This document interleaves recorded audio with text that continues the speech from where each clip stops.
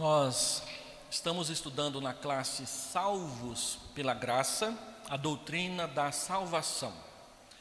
Na teologia nós chamamos essa doutrina de soteriologia. Soteros é uma palavra grega que significa salvação ou salvo.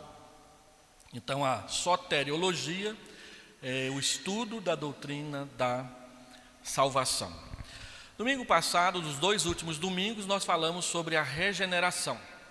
Hoje nós vamos falar, se Deus quiser, não vou enrolar demais, sobre a conversão.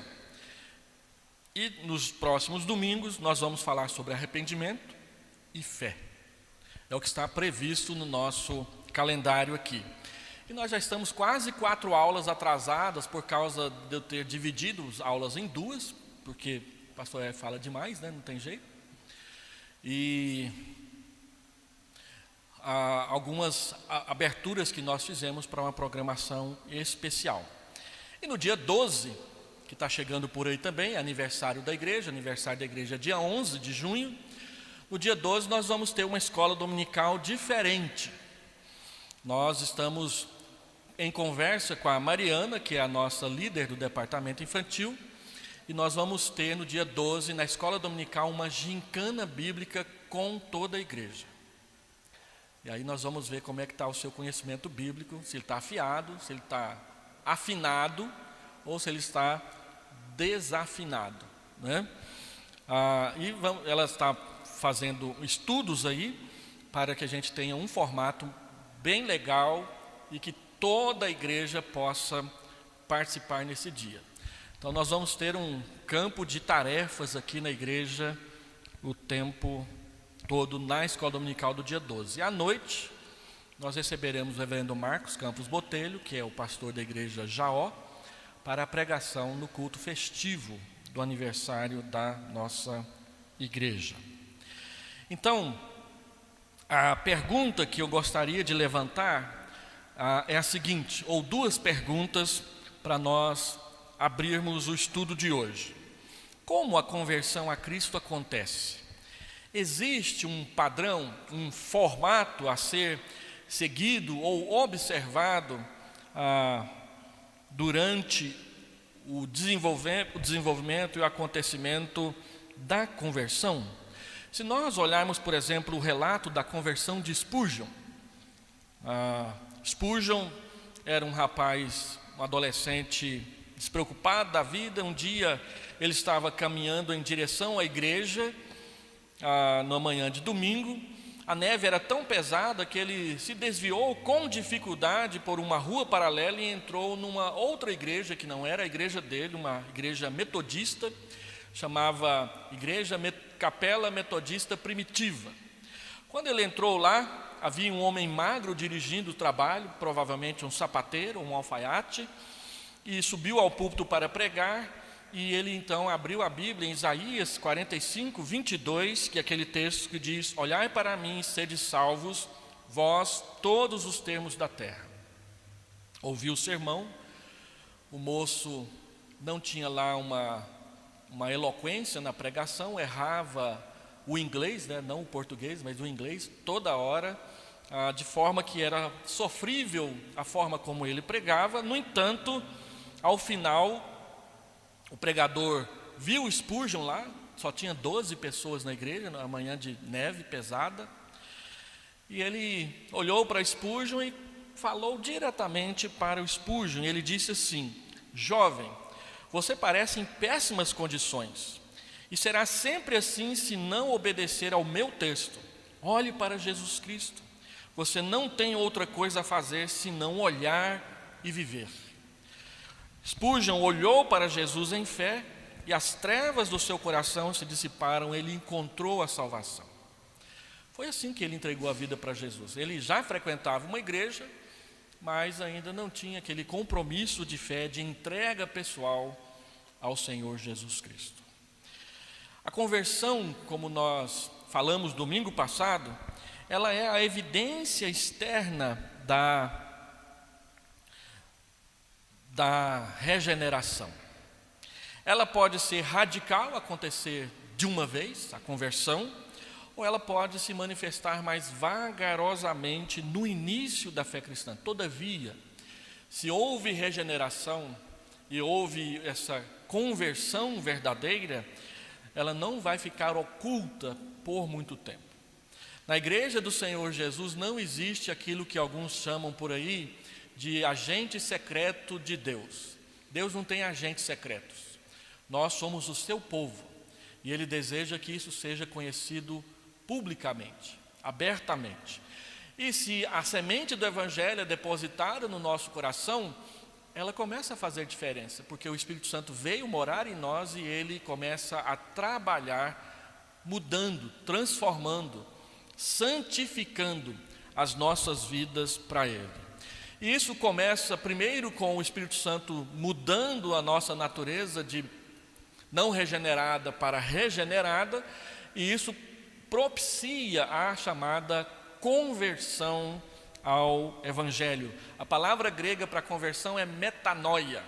Ela quer dizer uma volta de 180 graus na sua vida. Você ia para longe de Deus, agora você volta a andar em direção a Deus e a sua santidade. Se a conversão for genuína, ela vai se tornar aparente, ela vai se tornar visível aos olhos das pessoas, a ponto de elas começarem a perguntar: o que aconteceu com o fulano? O que foi que fez ele ficar diferente na vida dele? Uma definição de conversão apresentada por Huckman no seu livro é a seguinte: a conversão é o ato consciente de uma pessoa regenerada, no qual ela volta-se para Deus em arrependimento e fé, desviando-se para longe do pecado e encaminhando-se na direção do serviço de Deus. É o ato consciente, não é algo que acontece sem a pessoa saber, é uma decisão em que ela resolve desviar os seus passos do caminho do pecado e colocar os seus passos em direção a Deus e ao serviço da sua graça.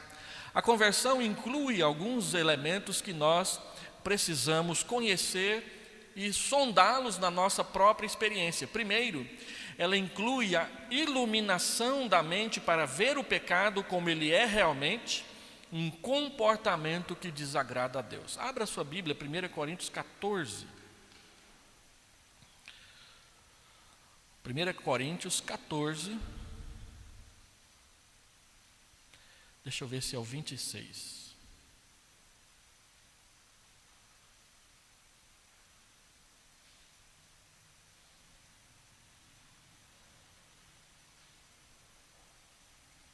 Não.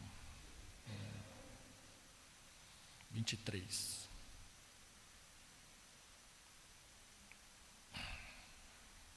Assim, se toda a igreja se reunir, 23, se toda a igreja se reunir e todos falarem línguas e entrar alguns não instruídos ou descrentes, não dirão que vocês estão loucos?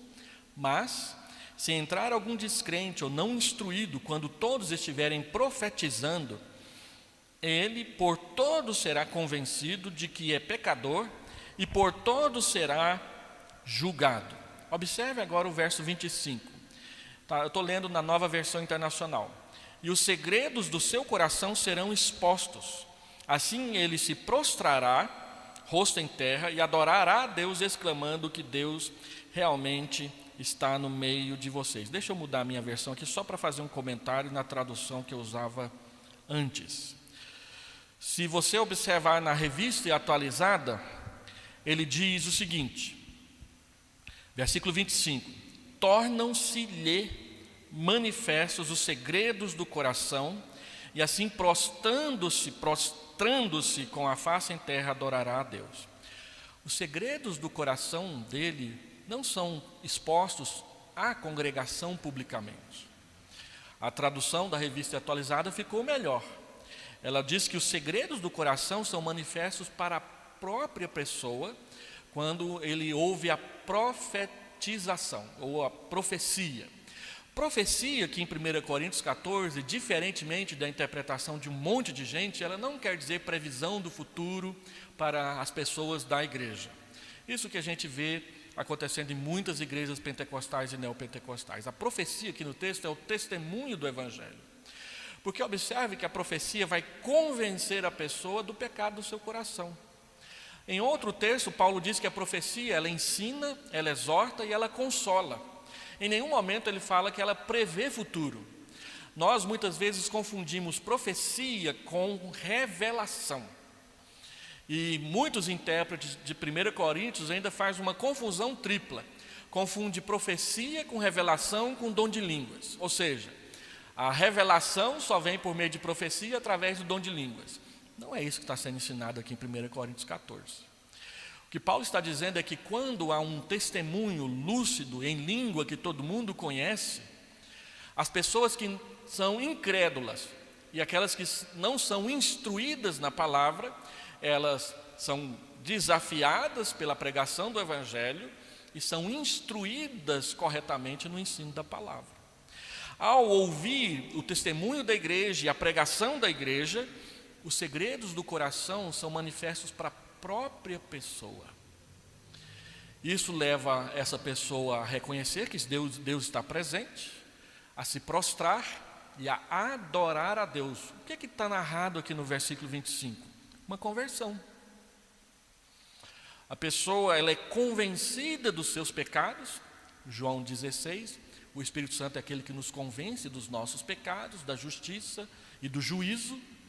E então o Espírito ele muda a atitude da pessoa na pregação do Evangelho.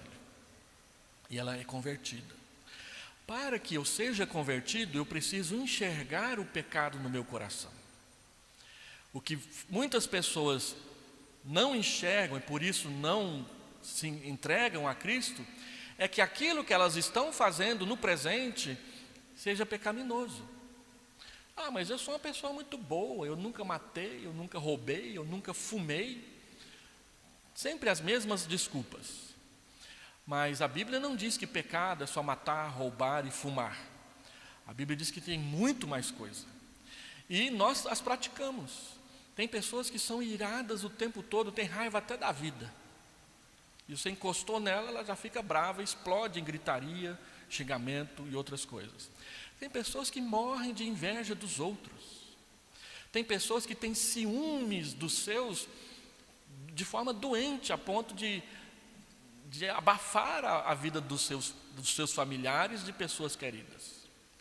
Tem pessoas que desprezam os outros por questões sociais. Ah, não fica bem eu entrar nessa casa tão pobrezinha, caindo nos pedaços e tão suja. Tem pessoas que menosprezam os outros por questões culturais. Ah, eu estudei, você não estudou. E tudo isso é pecado na presença de Deus. Agora, quando nós ouvimos o Evangelho e ele muda o nosso coração, nós enxergamos o pecado que essas coisas são. E nós começamos a ficar horrorizados porque nós as cometemos com uma certa frequência frequente. E isso nos afasta de Deus. Então, quando há o testemunho, os segredos do coração são manifestos, e é isso que nós queremos dizer, a iluminação da mente para ver o pecado como ele é no nosso coração, algo que Deus despreza. E isso está em nós e nós praticamos, e muitas vezes temos prazer em praticar essas coisas. E isso nos afasta do Senhor. A conversão desmascara essa atitude do nosso coração, iluminando, jogando luz em cima. Quando você joga luz em cima de algo, você vê os detalhes, você vê coisas que você não tinha reparado sem a presença da luz. Ontem nós estivemos aqui na igreja, parecia até que alguém tinha cortado a luz da igreja por falta de pagamento, mas não era não, era a UPA brincando de caça ao tesouro na escuridão. E estava um monte de gente aqui rodando a igreja, procurando alguma coisa em algum lugar, e o empecilho era sem luz, podia usar a lanterna do celular. Então estava parecendo que tinha uma coisa de esquisita acontecendo aqui ontem. E quem tentasse subir ali para a sala do conselho, como nós tentamos, sem luz, ia ter um problema sério, uma perna quebrada, coisa parecida. A luz, ela faz você enxergar aonde você vai colocar o seu pé, ou onde você está colocando o seu pé para tomar decisões. Segundo, Existe uma tristeza autêntica pelo pecado que foi cometido. Não é só enxergar o pecado, mas ter uma tristeza verdadeira pelo que você fez. Eu fui pastor de um presbítero chamado Joaquim, um dos homens mais piedosos que eu conheci em toda a minha vida até hoje. Homem simples, pedreiro. Ele, a esposa e o filho eram fiéis membros piedosos da igreja. E ele tinha lá a sua casa arrumadinha, ele mesmo tinha construído, e na frente da casa ele tinha um cômodo comercial, alugou e montaram lá um bar. E ele foi, vamos ver até onde isso vai. E as pessoas vieram e bebiam cerveja e essas coisas todas, e um dia lá, um dos cidadãos, depois de beber não sei quantas garrafas, achou que precisava ir no banheiro e não tinha muito tempo para chegar até lá, resolveu fazer o negócio ali mesmo, na coluna do portão da casa do presbítero da nossa igreja. Com o sol brilhando e tudo mais. E além do cheiro, que não é muito agradável, aquela cena que não era muito honesta, né? Eu falei, mas na frente do meu portão? E ele ficou bravo e foi lá e, num momento de raiva, tirou satisfação com o cidadão ali na porta da sua casa. Uma semana depois, teve reunião do conselho.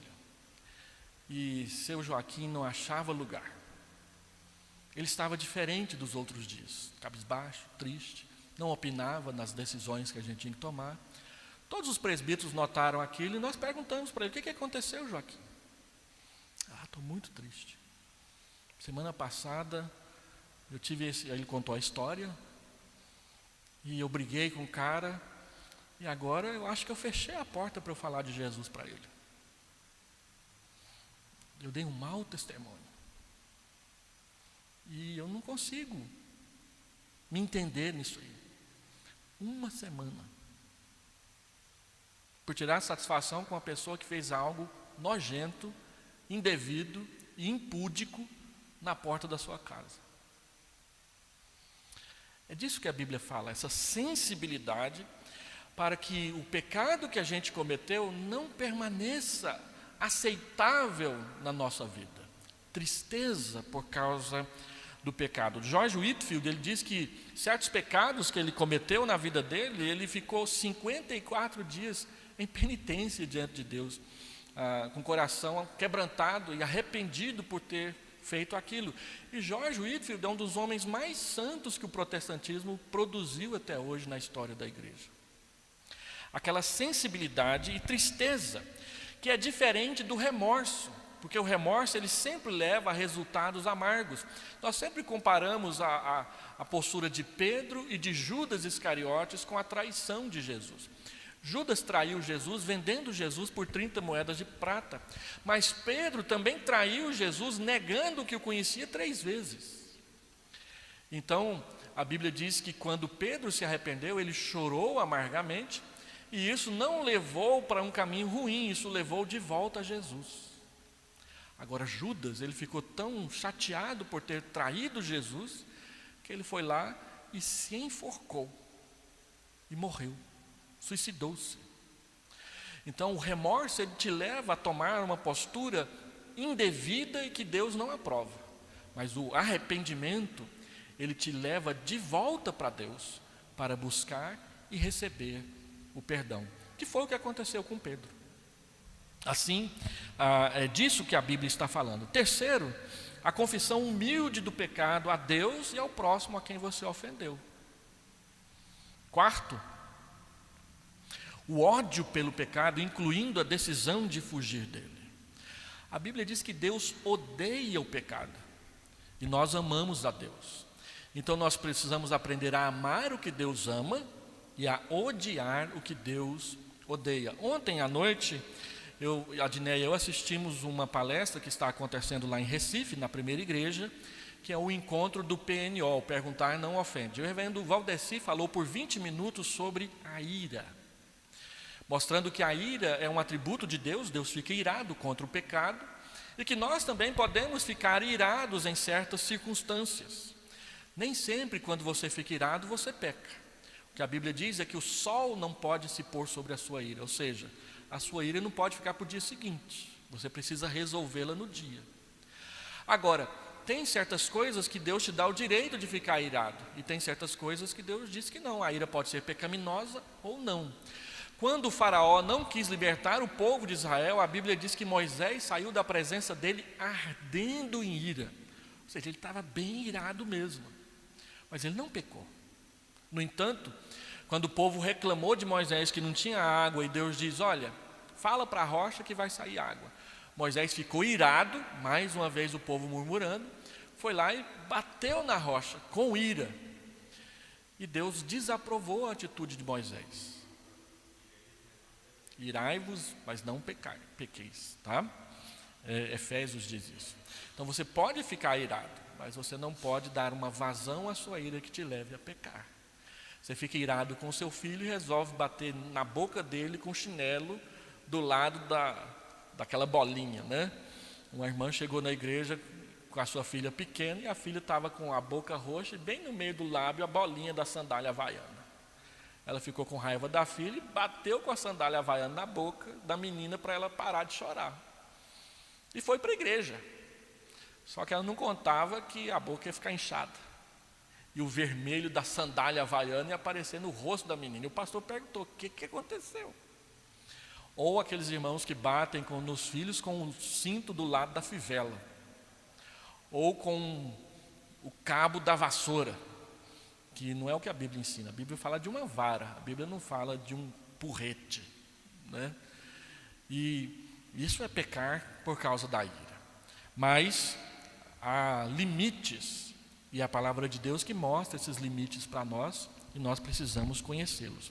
Então, a tristeza pelo pecado, a confissão e o ódio pelo pecado, e não pela pessoa em si. Em quinto lugar, o texto fala de retorno a Deus com fé de que Ele pode perdoar e purificar o pecado. Sexto, a alegria de coração em Deus por meio de Cristo. E por último, o amor genuíno por Deus e pelos outros, acompanhado do prazer em servir a Deus e ao próximo. Quando a gente perdoa, a gente deixa para lá. Quando a gente não perdoa, a gente fala que perdoa, mas não serve mais. Na igreja, nós temos muitas pessoas que não servem mais. E se você for conversar a fundo com elas, porque elas vão relembrar mágoas, tristezas, ressentimentos, episódios ruins do passado em que elas estavam servindo, foram magoadas e decidiram não servir mais. Quando há perdão, nós voltamos a servir.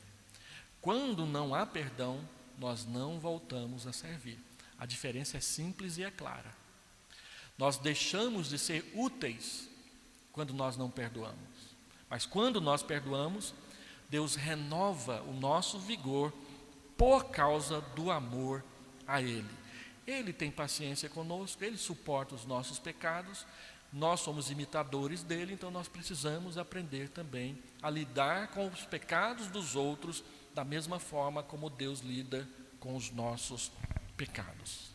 Agora, uma pergunta que precisa ser respondida é: a conversão é uma obra de Deus ou é uma obra do homem? Na teologia reformada e nas escrituras, não nessa ordem, nas escrituras e por causa das escrituras na teologia reformada, nós cremos que na conversão, aí sim nós temos a obra de Deus e a obra do homem. Nós defendemos que na regeneração só Deus trabalha porque Ele está lidando com pessoas espiritualmente mortas. Mas a regeneração é um novo nascimento. Então, depois de Deus operar a regeneração no nosso coração, nós estamos vivos. E aí nós participamos de tudo o que vem a seguir. A conversão, a santificação, a consagração. Nós participamos de tudo isso em obediência ao chamado de Deus e aos mandamentos de Deus na nossa vida. Então, em primeiro lugar, a conversão ela é uma obra de Deus. Que a conversão seja evidência externa, ainda que a conversão seja evidência externa e visível da regeneração, ela se manterá viva e ativa somente na dependência de Deus. Toda a vida cristã nós dependemos de Deus. A Bíblia sempre fala, fortifica-te na graça. Então a graça, ela não é só salvadora, ela é também santificadora. A graça é um instrumento que Deus vai usar na nossa vida em todo o tempo, porque nós temos uma facilidade para desviar dos caminhos de Deus muito rápida. Dr. John Stott, ele diz que Deus não pode confiar em nós por mais de 24 horas. Então a gente tem que orar para que Deus nos santifique todos os dias. E perseverar nisso, porque a sedução, o convite para se afastar de Deus é contínuo, o tempo todo, pressionando para que nós abandonemos a Deus na nossa vida. A graça, ela sustentará a nossa fé do começo até o último instante. Graça o tempo todo. Nós já estudamos sobre isso aqui na Vila Nova, às quartas-feiras, quando trabalhamos aquele livro do Dr. Jerry Bridges, Graça que Transforma.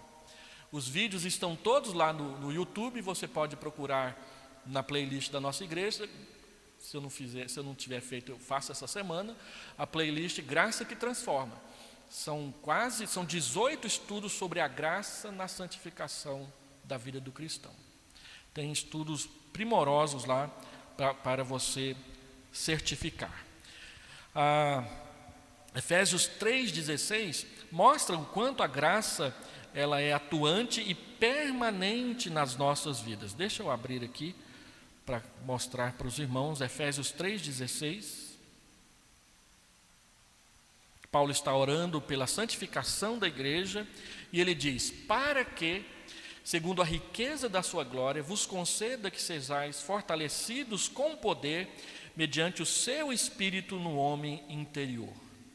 Quando Paulo diz para Timóteo, lá em 2 Timóteo 2, fortifica-te na graça, e a graça está em Cristo Jesus, ele está fazendo uma referência à habitação do Espírito Santo no nosso coração, que é quem aplica a graça em nós, cada dia das nossas vidas. É o próprio Deus quem nos converte. A Bíblia diz que é a bondade de Deus que nos chama ao arrependimento, Romanos capítulo 2. E é Ele mesmo quem nos traz para si. A Bíblia mostra vários textos em que Deus nos converte.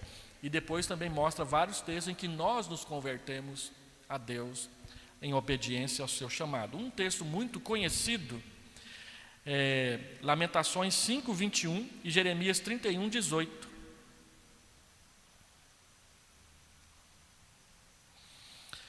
Lamentações 5:21.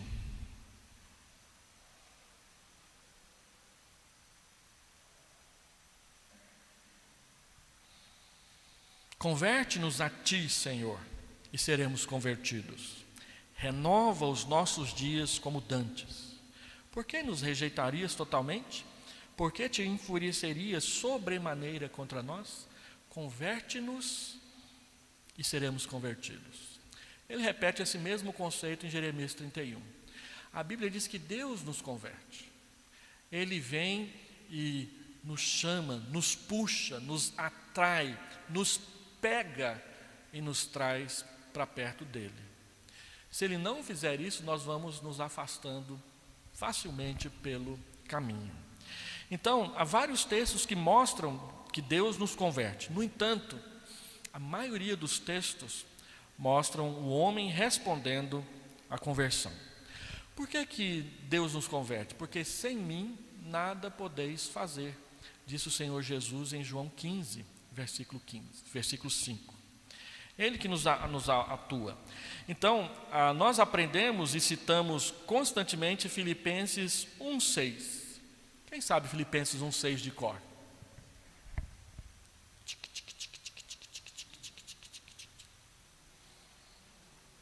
Cadê o pessoal da escola dominical de 1960, que naquela época sabia? Se eu falar o primeiro, vocês respondem o resto, quer ver? Mas estou plenamente certo de que aquele que começou boa obra em vós, há de completá-la até o dia de Cristo. Está vendo? Vocês sabem, só está enferrujado, né? Vamos fazer umas campanhas de decorar versículo aqui, vai ser um negócio interessante, né? Estou plenamente certo, Paulo diz, é a minha convicção, de que aquele que começou uma obra em vocês, vai terminá-la. certo? Então é Deus quem nos converte. Mas nós costumamos dizer que Deus é a causa da nossa conversão. Herman Bavinck, ele faz o comentário que eu coloquei aqui. Mas causa é uma palavra fria que sugere forçar alguém a fazer mecanicamente o que ela não quer. A situação real é infinitamente mais complexa, misteriosa, existencial. As pessoas são, como elas acabam descobrindo mais tarde, movidas, puxadas, levadas por Deus. Depois de um tempo caminhando na fé, você começa a perceber nitidamente que se Deus não te pegasse, você não iria. Mas isso vem depois, com o amadurecimento. Continuando aqui a citação de Bavinck, mas à medida em que elas são perseguidas e abatidas pelos cães de caça do céu, essa é uma linguagem lá da época da Reforma, não vou gastar tempo explicando aqui, outro dia eu explico isso. Mas à medida em que elas vão passando pelo processo da conversão, os movimentos de Deus ficam escondidos em acontecimentos que parecem naturais. Um velho amigo aparece, você topa com um livro na sua prateleira ou na casa de alguém. Um desapontamento no trabalho te obriga a reexaminar os seus alvos. Você descobre que ganhar mais dinheiro não satisfaz. Você vai percebendo que Deus está presente em muitas coisas que aparentemente são coincidências, mas não são. O missionário Eliezer Camargo, que a nossa igreja é comprometida com ele fala que isso é a cristocidência. Você está vivendo um momento custoso e de repente um amigo que faz 20 anos que você não vê aparece na sua frente, vocês conversam e a conversa te cura. Não é? Você está em casa chateado porque parece que Deus te abandonou, e aí um irmão toca a campainha, traz um bolo gostoso, decilioso, já dizia minha filha, quando era criança pequena, e aquilo te abençoa. Um amigo meu um dia brigou com o conselho da igreja, brigou com a esposa, brigou com os meninos, um dos meninos estava doente, ele não conseguia fazer a cirurgia que ele precisava fazer, e aí numa tarde a angústia ficou tão grande, e ele ficou sozinho em casa, botou a mão na cabeça, encostou as costas na parede, sentou com as costas encostadas na parede, e levantou a cabeça para o céu e disse: Senhor, parece que o Senhor me abandonou. Menos de 1 minuto depois a campainha tocou. Plim, blom. Ele abriu a porta, o irmão com um bolo na mão disse: Pastor, minha esposa fez 2 bolos, a gente ia perder. Então eu lembrei do Senhor, eu sei que o Senhor gosta. E ele então disse, virou a cabeça para o céu e disse: já entendi, Deus. Deus faz isso. Algo que você percebe que Ele fez, que Ele estava ali agindo a seu favor. Eu fui pastor de uma irmã que dizia que esse negócio de entregar dízimo é lorota de pastor. É só para o pastor ganhar um salário melhor e vestir um terno mais bonito. Então ela dizia: não dou dízimo, mas frequentava assiduamente a igreja. E o pastor explicava sobre dízimo. Eu explicava constantemente sobre dízimo na igreja. Nunca ficamos na porta cercando ninguém para falar sobre isso, mas de vez em quando chamávamos algum no gabinete para perguntar o que estava acontecendo. E aí ela um dia falou assim: o pastor fica falando isso lá o tempo todo, eu vou experimentar esse mês. Eu vou entregar meu dízimo esse mês. Se não der certo, aí eu vou ter certeza que é lorota de pastor. E ela entregou o dízimo. R$5. Foi o dízimo dela naquele mês. Mas ela era mulher, era moça, era jovem e era bonita. Então ela queria fazer as unhas no final de semana. Quanto que ela pagava para manicure? R$5. Aí ela queria fazer as unhas, e tá vendo? Entreguei o dízimo.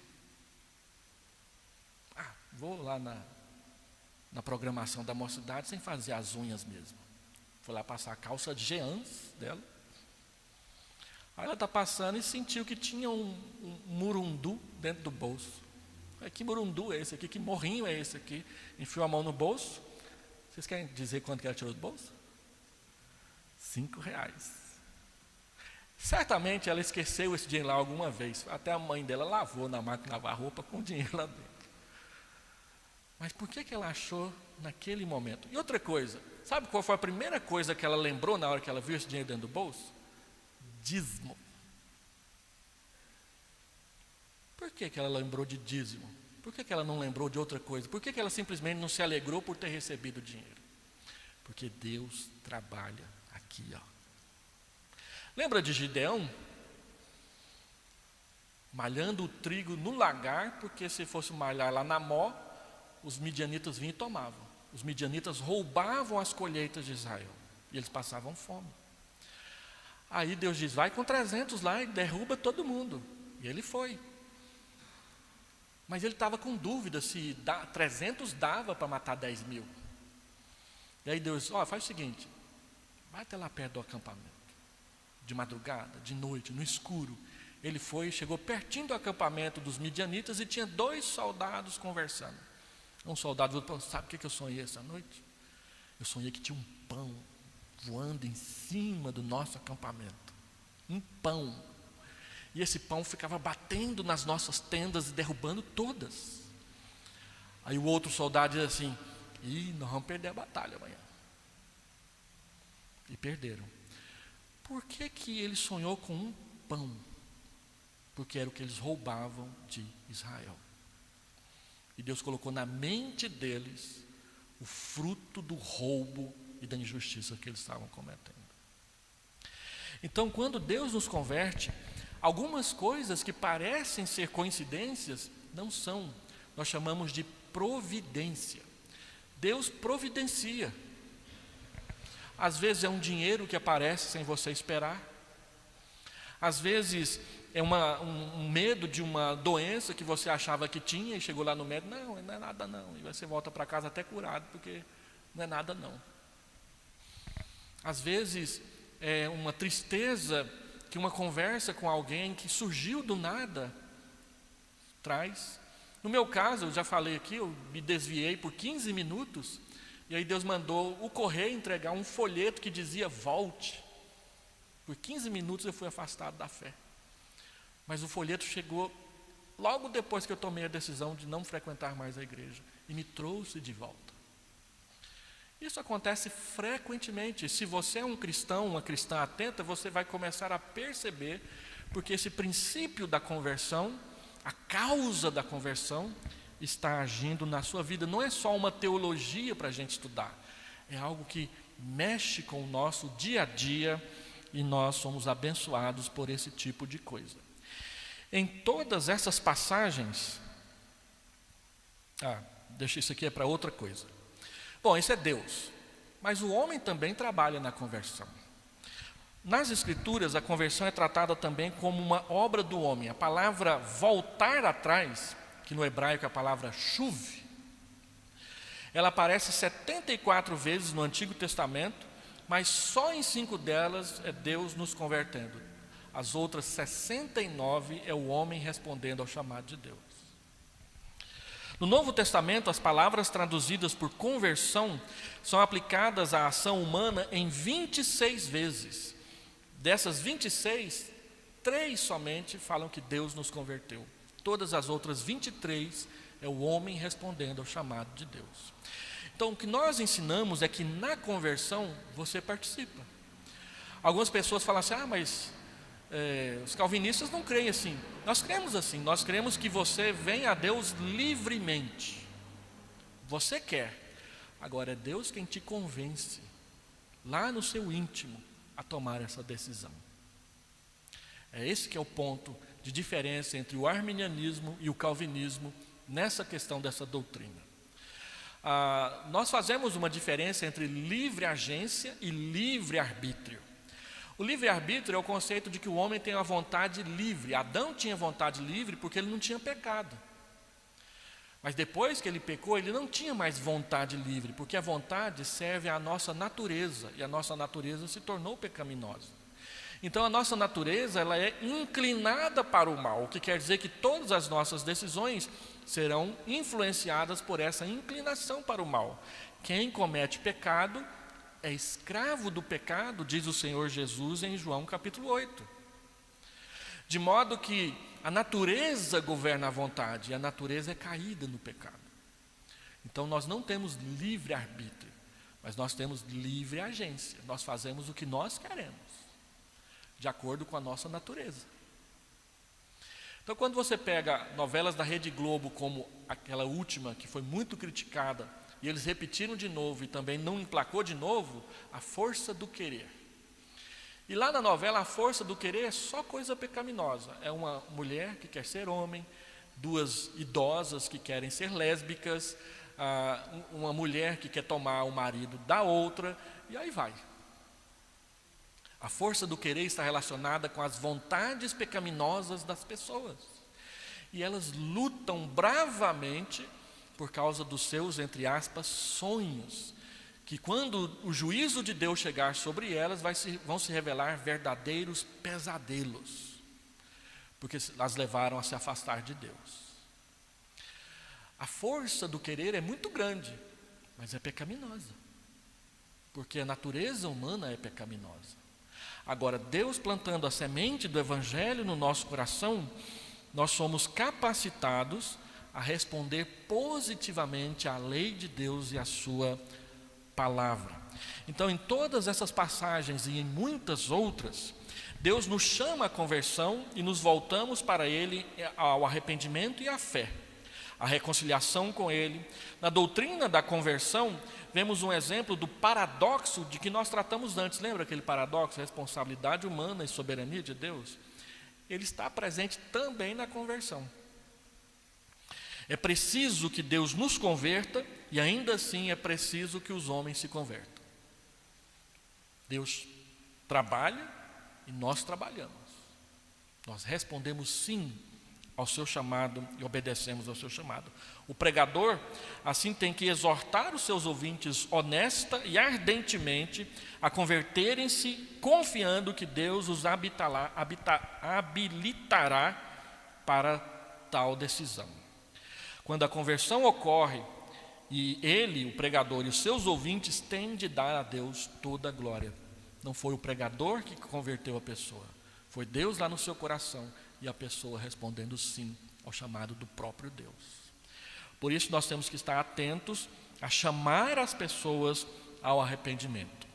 Diante disso, alguns exemplos de conversão que nós precisamos conhecer. Quando você lê a Bíblia, você vê pelo menos 4 tipos de conversão. Algumas são de fato salvadoras e outras não. Então nós temos as chamadas conversões pessoais genuínas. A verdadeira conversão, como definida acima ou antes, pode ocorrer somente uma vez na vida da pessoa.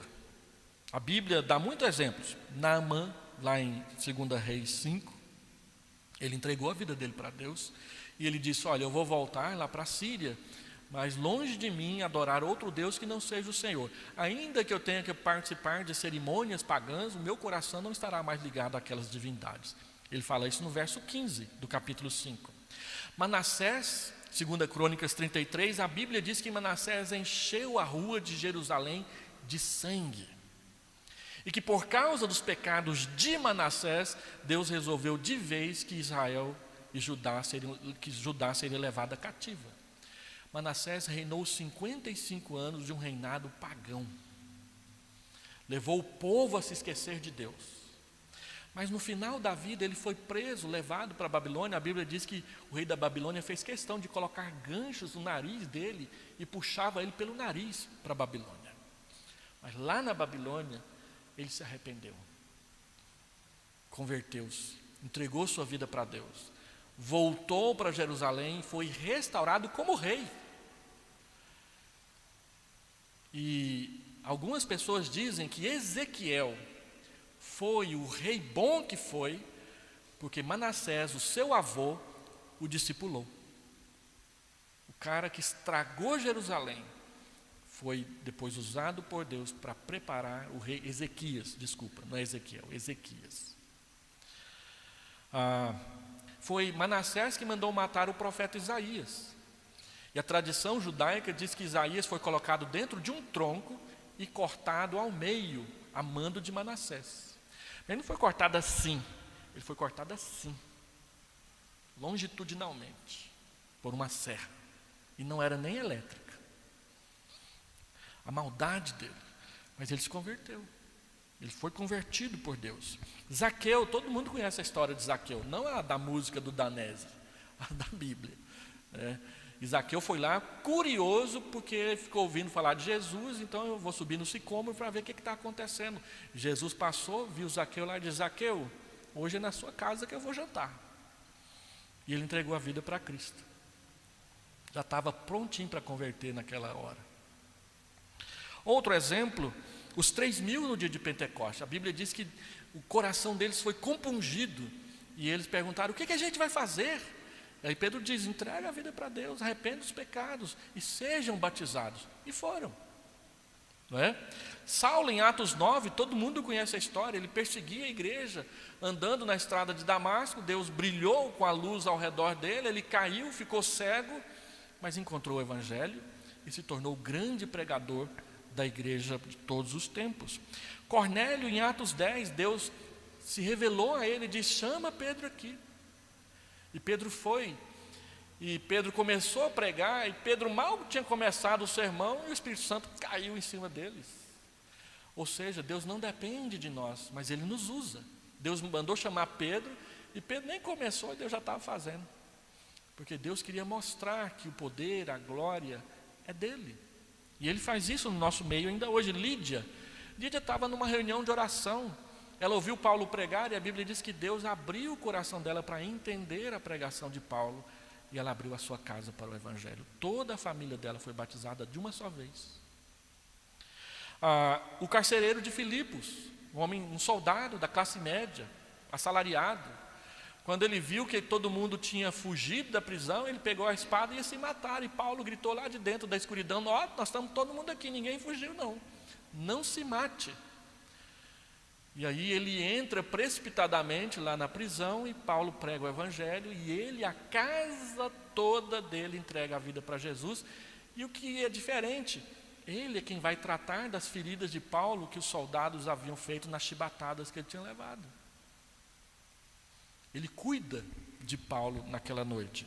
Então são vários modelos diferentes de uma conversão genuína e que acontece tão logo houve o evangelho. Esse geralmente é o meio mais comum das pessoas entregarem a vida para o Senhor Jesus. Sim.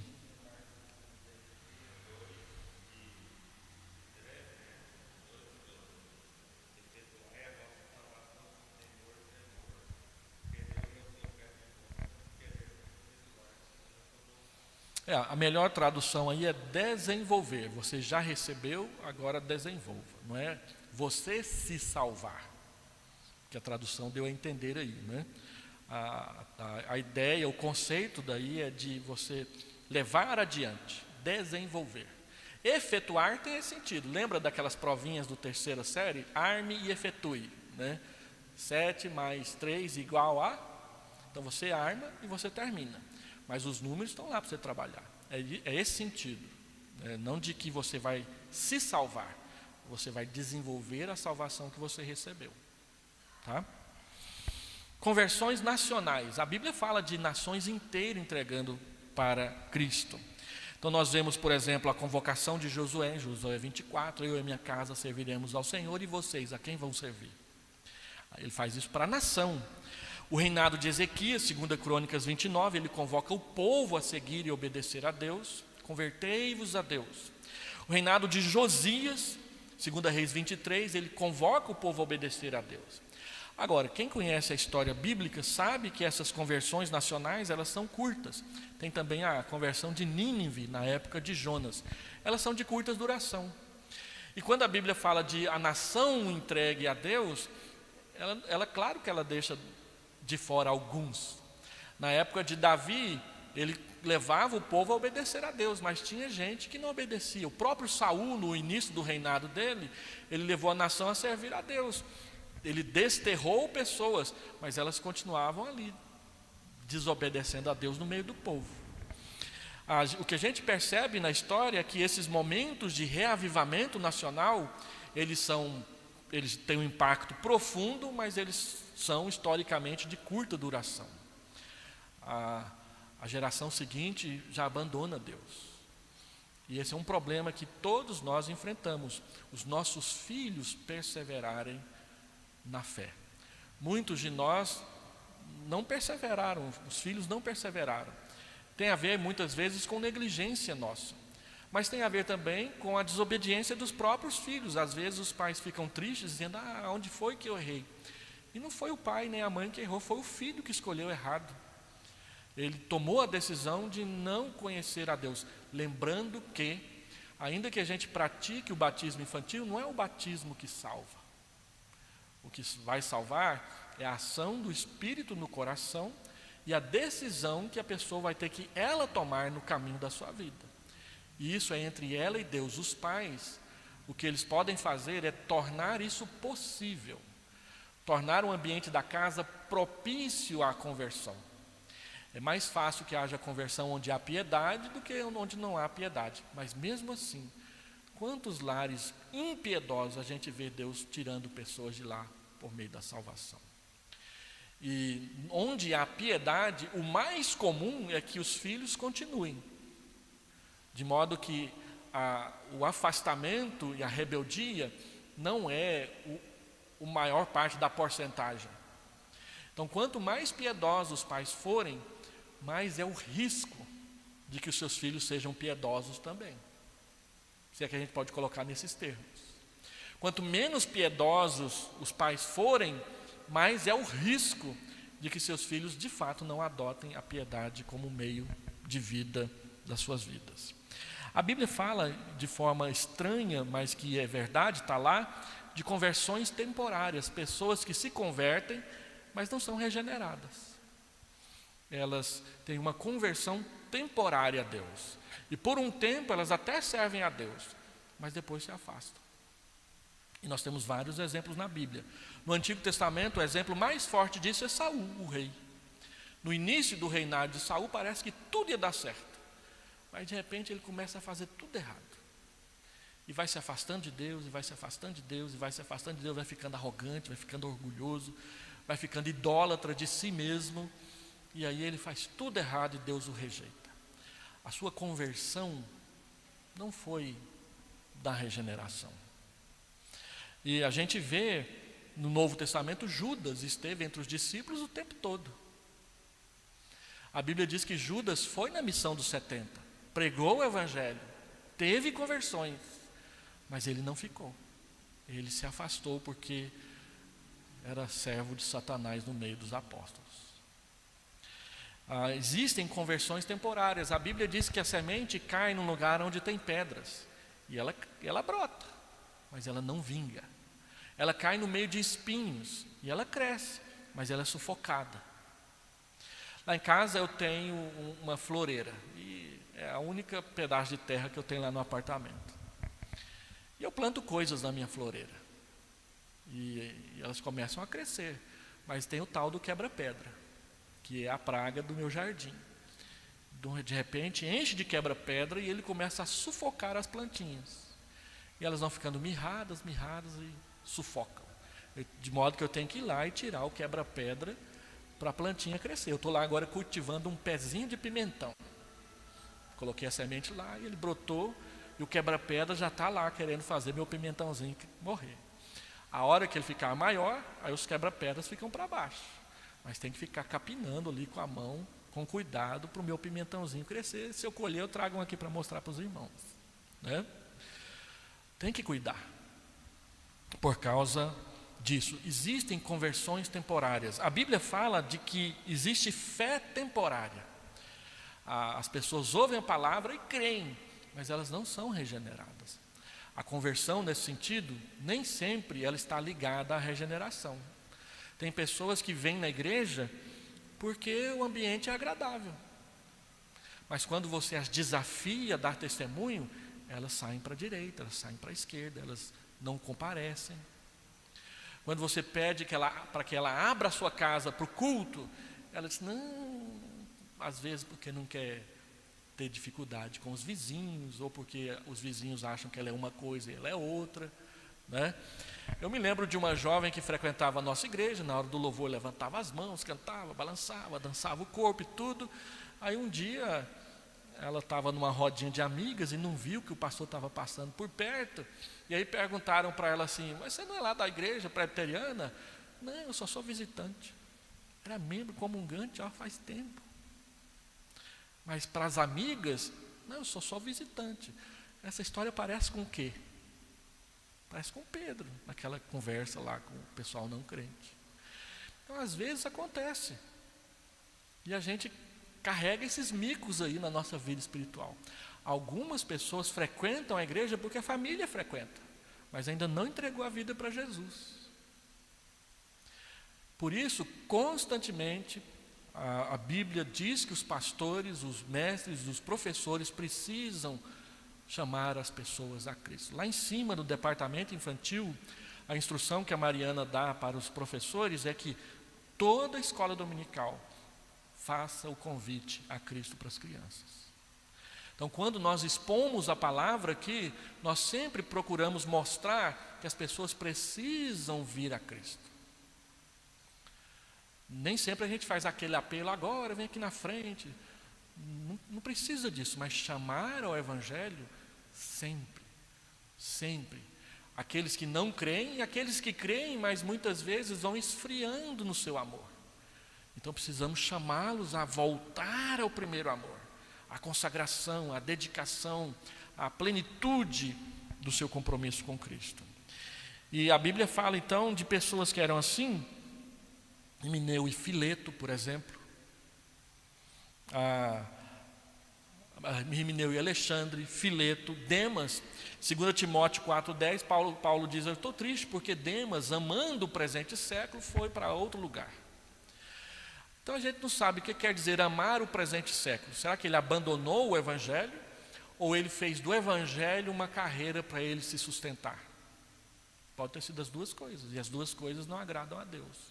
Trabalhar só pelo salário faz você um mercenário, e amar o presente século, amar as coisas do mundo, faz você um liberal. Então a Bíblia diz para que essas pessoas, quando elas saem do Evangelho, 1 João 2,19 é a explicação bíblica. Elas saíram do nosso meio, entretanto não eram dos nossos, porque se tivessem sido dos nossos, teriam permanecido conosco. Todavia, eles se foram para que ficasse manifesto que nenhum deles é dos nossos. Quando a pessoa se afasta e não volta mais, é para que fique claro que ela nunca tinha sido convertida a Cristo. De fato, não passou pelo novo nascimento.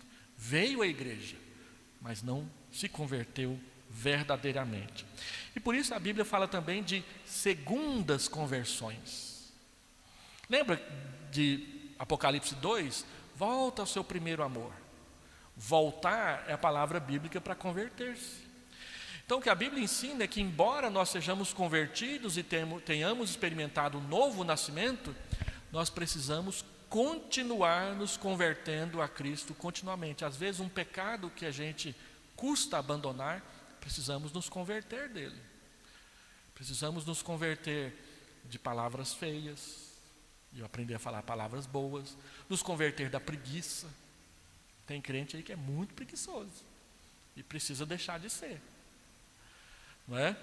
A pornografia, precisamos converter disso, porque acaba com a vida e o vigor espiritual dos homens da igreja, primeiramente. Coloca em desconfiança a sua relação com a sua esposa. Precisa converter disso, é um pecado. E muitos crentes verdadeiros, estão ali, escravizados por isso. Nós precisamos nos converter disso. Nós precisamos nos converter da inveja, do ciúme, da arrogância. O nosso bolso precisa ser convertido a Cristo. Pastor, uma vez nós fomos convidar um rapaz, um recém-casado, para ajudar na diaconia da igreja, uma outra igreja que eu trabalhei no passado.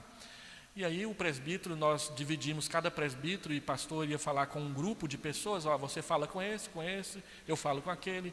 Aí durante a semana nós fomos cada um falar com um, convidando para servir na diaconia da igreja, auxiliando os diáconos.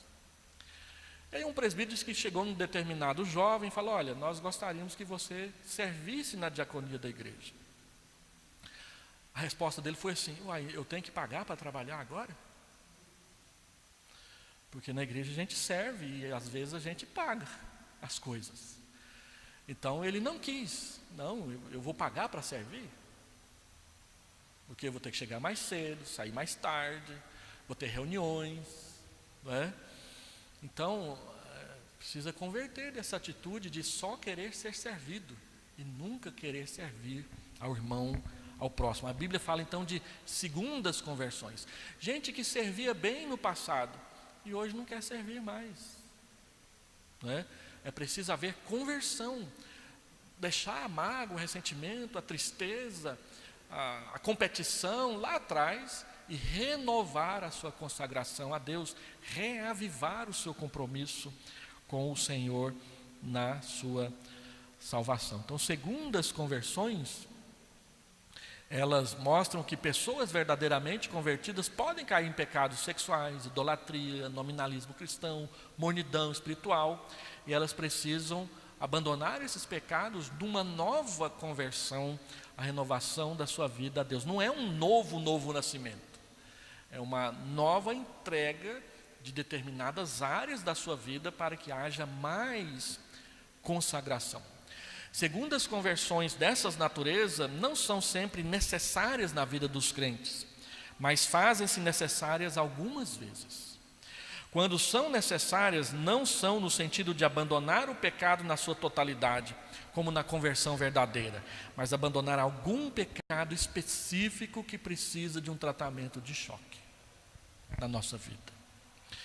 Olha, eu vou pular aqui a declaração do cânone de Dort, depois se alguém quiser pode olhar comigo, mas ele está falando disso, de conversões genuínas e verdadeiras e de mudanças. Deus, que é rico em misericórdia segundo o seu imutável propósito de eleição, não retira o seu espírito dos seus completamente, mesmo quando caem gravemente, pela sua palavra e seu espírito, certo e efetivamente os renova para o arrependimento. Do que ele está falando?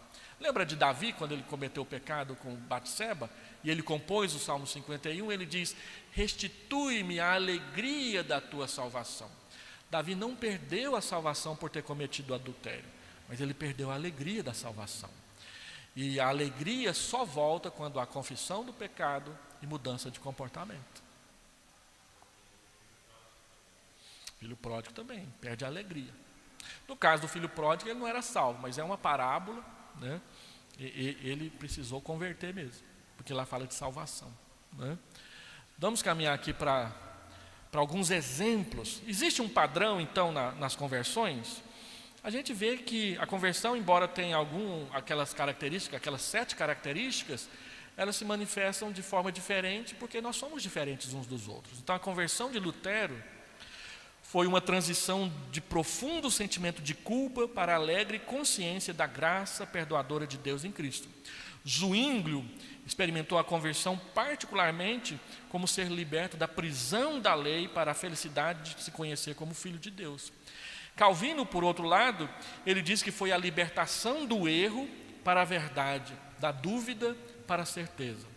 Então Deus vai trabalhar algo específico na sua vida, como o lugar onde a salvação vai usar como porta de entrada na sua vida. E aí a gente vê, por exemplo, 3 exemplos de conversão na história, que nós precisamos só falar rapidamente sobre elas. C.S. Lewis, Agostinho e John Bunyan. C.S. Lewis era um intelectual, então ele foi convencido de que a verdade era a palavra de Deus, e ele escreveu um livro chamado Surpreendido pela Alegria, onde ele fala da peregrinação intelectual dele, de como Deus o convenceu pelo estudo da palavra, através de um grupo de amigos. Agostinho era um homem que era um promíscuo, cheio de dúvidas. Ele queria ser salvo, mas não agora. Ele falava para Deus: Senhor, me salve, mas lá na frente, deixa eu viver a vida primeiro. Ele tinha até filho fora de casamento, e aos 40 anos ele ouviu a leitura de Romanos 13, e a leitura de Romanos 13 o levou a Cristo, e ele passou a ser um dos principais líderes da igreja, e Deus usou toda a trajetória de pecado e de dúvida dele para que ele fosse uma bênção a partir do que ele escreveu desde então. E John Bunyan é o autor de O Peregrino. John Bunyan, ele teve uma luta emocional forte com Deus até se entregar. A sua conversão é muito cheia de emoções. Não é uma aventura, não é um filme de aventura, mas ele foi emocionalmente subjugado por Deus para que ele se entregasse. E você percebe um pouco desse tom no Peregrino, quando ele mostra as lutas emocionais que nós temos diante do nosso Salvador. Não existe um padrão, mas é interessante que Deus sempre pega a gente aonde a gente mais se afasta de Deus. E aquilo que mais causa dúvida é aquilo que se torna depois a nossa maior certeza. E o instrumento para a gente evangelizar.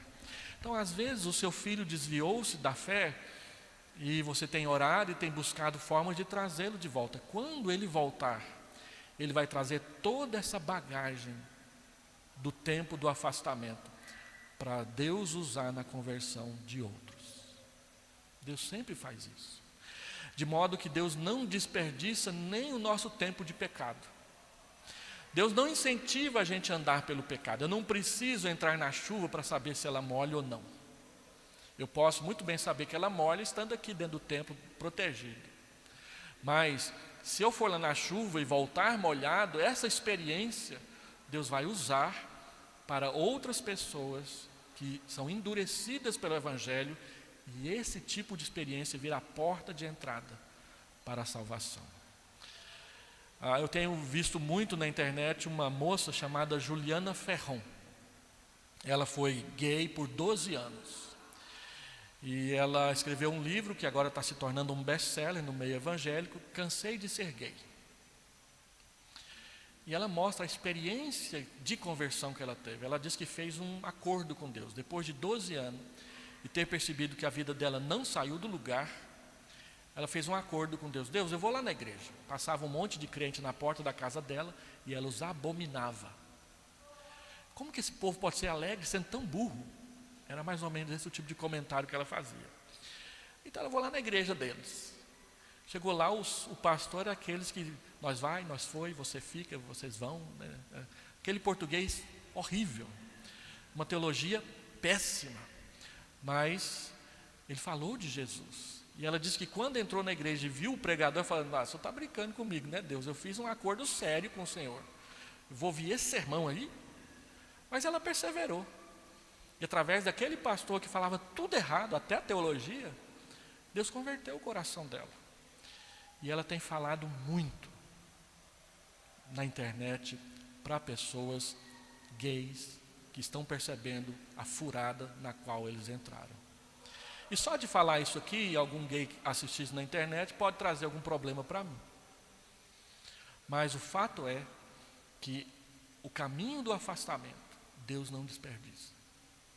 Deus não desperdiça. Nós desperdiçamos a nossa vida com os pecados que nós escolhemos manter ativos na nossa vida.